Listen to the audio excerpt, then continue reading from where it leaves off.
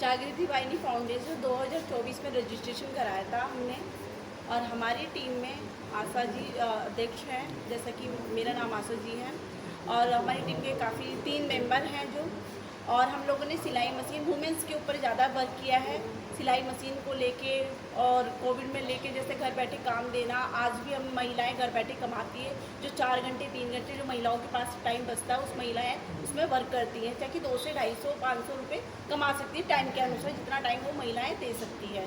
इस तरीके का काम हम लोग कराते रहते हैं। आगे का जो है हमारा आचार के लिए भी है, इस तरीके का काम भी हम देना चाहते हैं कि घर से ही महिलाएं करें, जो डोर टू डोर जाना चाहती है वो उस तरीके से भी कर सकती हैं। आशा जी, आपके इस कार्यक्रम के अंदर कौन कौन से वर्ग की महिलाएं हैं और किस एज ग्रुप की महिलाएं हैं, बताइए। जो हमारे पास एज की जो है, जो 20 प्लस भी है, 30 प्लस भी है। हमारे पास जो महिलाएं हैं ज़्यादा एज की नहीं है, 20 प्लस 30 प्लस की ही है ज़्यादातर हमारे पास जो महिलाएं हैं। संस्था का मेन उद्देश्य क्या है? मेन उद्देश्य जो है हमारा वुमेन्स को घर बैठे बिजनेस मिलना, जैसा कि हमारे इंडिया के बाहर चाइना में है, घर बैठे महिलाएं कमाती हैं। महिला सशक्तिकरण पर काम महिला कर रहे हैं आप। सशक्तिकरण का मतलब उद्देश्य जो है सिर्फ इतना ही है, घर बैठे बिजनेस करना।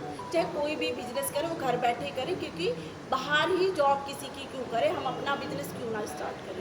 तो कोई जो है सक्षम नहीं है अपना बिजनेस करना, लोन इतनी आसानी से नहीं मिल पाता है, इसलिए हमने इस प्लेटफॉर्म को आगे बढ़ाने की कोशिश की है। जैसा कि हमारी टीम को सहयोग मिलता रहता है। मुझे अभी हमने बेड़ा उठाया है शादी का। किसी एक महिला ने काफ़ी बोला कि हम बहुत गरीब परिवार से हैं और सफाई का काम करते हैं, तो इसलिए हमने सोचा कि चलो भाई उनका शादी आशा जी, आप एक बात बताइए, आपने कहा कि यहाँ पे लोन उनको आसानी से नहीं मिल पाता, हाँ जी। तो वो बच्चे या जो महिलाएं जो कि ज़्यादा पढ़ी लिखी नहीं है या फिर अनफॉर्चुनेटली वो विकलांग हैं, एक तरह से शारीरिक रूप से उतने सक्षम नहीं है, तो उनके लिए भी क्या ये प्रोग्राम है? और दूसरी बात, जहाँ शादी की बात आपने करी, क्या उनके सिर्फ शादी तक या उनको आगे कुछ काम करने के लिए भी आपने कुछ ऐसा प्रोग्राम तैयार किया है अपना? हमने जो बेड़ा उठाया अभी शादी का उठाया है, शादी के बाद भी काम को लेके, किसी भी तरीके को लेके बच्ची को कोई भी दिक्कत आएगी, हमारी टीम हमेशा 24 घंटे तैयार है उस बच्ची के लिए और हर बच्ची के लिए। आगे का जैसे हमने सोचा है, दिव्यांग के ऊपर परिचय सम्मेलन रखा है हमने, शादी का परिचय सम्मेलन, उसके बारे में पवन गुप्ता जी आपको बताएंगे। हाँ जी। जैसे कि बहन जी ने बताया, दिव्यांग आजकल जो समाज में सामान्य बच्चों की शादी में बहुत समस्याएं आ रही हैं, और दिव्यांग बच्चों के लिए तो और ज़्यादा समस्याएं हैं। दिव्यांग बच्चों के लिए दिव्यांग कपल को ढूंढना, अपना साथी को ढूंढना बहुत मुश्किल है, माता पिता के लिए भी बच्चों के लिए भी। तो ऐसे में जो अपनी संस्था है, इसने सेवा भारती के साथ मिलकर अपना एक कार्यक्रम तय किया कि भी हम सितंबर माह में परिचय सम्मेलन कराएंगे दिव्यांग बच्चों का। वो किसी भी जाति किसी भी धर्म से हो सकता है, उसका परिचय सम्मेलन करा के उसमें जो बच्चे अपना जीवन साथी चुन लेंगे, उनके शादी फिर हम नवंबर माह में कराएंगे। पवन जी, जैसे आपने रोड पे देखा होगा, कई दिव्यांग जो हैं, महिलाएं हों बच्चे हों, वो बेचारे भीख मांगने के लिए मजबूर हैं। क्या उनके लिए भी कुछ आपने सोचा है और उनको आप कहाँ से कैसे बुलाते हैं अपने ऑर्गेनाइजेशन में? दिव्यांग बच्चों को हम नहीं चाहते कि वो किसी जो है कहीं भीख मांगे, हम उनको सशक्त करना चाहते हैं, उनको स्वावलंबी बनाना चाहते हैं। उसके लिए हम उनके लिए स्वावलंबन के कार्यक्रम, जैसे सेवा भारती ने पहले ट्राईसाइकिल दी, अब उनमें अपना जो है उसमें अपना रोजगार कर रहे हैं हम। जो जिनको हमने ट्राईसाइकिल दी वो आज अपना उसमें सामान रख के अपना बेच रहे हैं, स्वावलंबी बने। तो इस तरह बेटी बचाओ बेटी पढ़ाओ पे भी आप कुछ कार्य कर रही है मैम?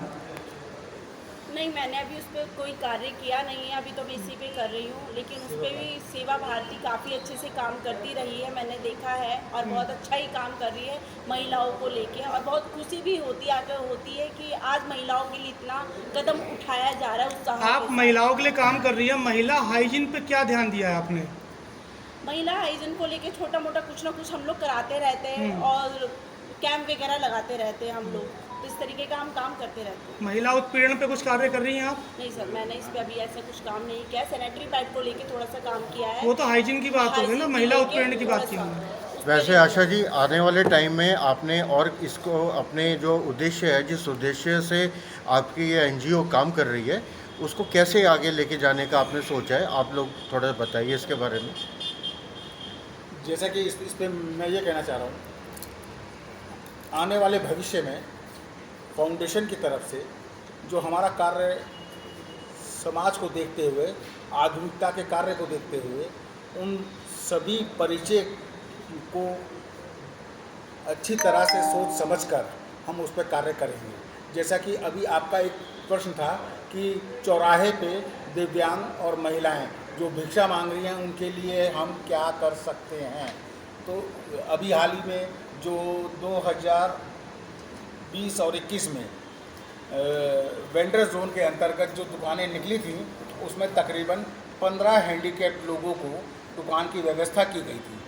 उसके बाद उन लोगों को दुकान चलाने के लिए मुख्यमंत्री योगी आदित्यनाथ जी की योजना थी, उसके अंतर्गत उन विकलांगों को 10-10 हज़ार रुपये का अनुदान दिया गया था। अब उसके बाद वही अनुदान अब 20 हज़ार रुपये का हो गया है।